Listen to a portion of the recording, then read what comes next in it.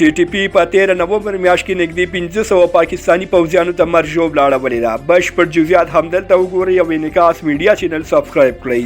د پاکستان د شخړو او امنیتي مطالعاتو انسټیټیوټ وایي چې پاکستان کې یوازې په 13 نومبر میاشت کې 245 تنه وژل شوي او 250 نور ټپیان شوي دي. دغه مرکز وایي چې په وژل شوو کې 50 ملکي وګړي، 88 امنیتي ځواکونه او 120 وسلوال وژل شوي دي. د پاکستان د شخړو او امنیتي مطالعاتو انسټیټیوټ تېره ورځ یکشنبه ناوخته په خپل تازه خپور شوي راپور کې ویلي پاکستان کې یوازې په 13 نومبر میاشت کې 245 تنه وژل شوي او 250 نور ټپیان شوي دي. دغه انسټیټیوټ په خپل راپور کې ویلي دي چې د جګړو او چاودنو له امله 119 ملکي وګړي، 104 امنیتي ځواکونه او 4 وسلوال ټپیان شوي هم دي. دغه مرکز په راپور کې ویل شوي چې د پاکستان امنیتي ځواکونو په نومبر میاشت کې د 10 وسلوالو د نیولو خبر په داسې حال کې ورکړی چې وسلوالو ډلو د یوې میاشتې په ترڅ کې د 11 حکومتي کسانو د تښتولو مسؤلیت منلی دی. د پاکستان د شخړو امنیتي مطالعاتو انسټیټیوټ وایي چې د ټولو تلفاتو له جملې څخه 131 تنه په ترهګریزو بریدونو کې وژل شوي چې د هغوی له جملې څخه 450 امنیتي ځواکونه شامل دي چې بیا 20 وسلوال د امنیتي ځواکونو لخوا وژل شوي دي.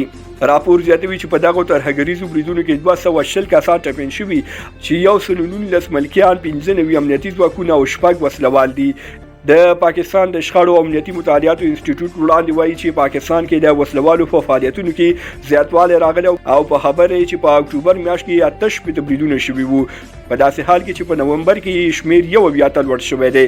راپور زیاتوي چې دغو بریدونو ډیره برخه په خیبر پښتونخوا ایالت کې شوي چې د ټولو 1 بریدونو له ډلې یوازې 50 هغې په دغه صوبه کې شوي او په پایله کې 1 تنه وژل شوي او 15 نور ټپیان شوي دي. د پاکستان د شخړو امنیتي مطالعاتو انسټیټیوټ په کورمه کې د سني او شیعه قبایلو ترمنځ په وروستیو نښتو کې د دواړو لورو تر 100 زیاتو کسانو د وژل کېدو پخلی هم کړی دی.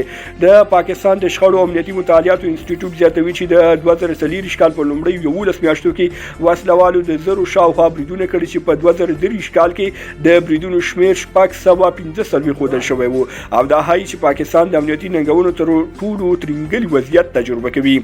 پاکستان کې د پوځ او حکومت چارواکي تل دا ادعا کوي چې په افغانستان کې د 2021 کال په اگست میاشت کې واک ته د طالبانو رسیدو وروسته په دغه هیواد کې نامني تر پوهه ډېره شوې او لامل هم د ټي ټي پي وسلواله ډله بولي چې وایي دا مهال په افغانستان کې خوندي پټنځایونه لري، خو طالبان تل دغه ادعا ردوي. تاسو په دې اړه څه نظر لرئ؟ ویډیو لایک او شیر کړئ، چینل هم سبسکرایب کړئ. تر بیا ښې چارې لویه لامل شه.